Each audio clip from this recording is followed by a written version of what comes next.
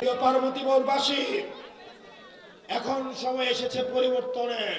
বাংলাদেশ এখন স্পষ্টত এই দুই ভাগে বিভক্ত। এক ভাগ ভাগলামি করার জন্য অপেক্ষা করছে, আরেক পক্ষ আজাদির আকাঙ্ক্ষায় বসে আছে।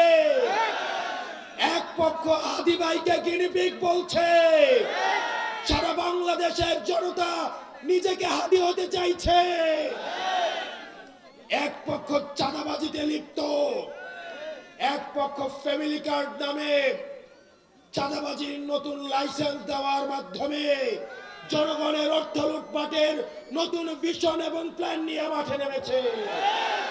আমরা বলছি, এই ফ্যামিলি কার্ড এবং কৃষক কার্ড না দিয়ে এন্টি চাঁদাবাজি কোনো কার্ড থাকলে সেটা জনগণকে দেন, যেন এই কার্ড দেখাইলে আর চাঁদা না দেওয়া লাগে।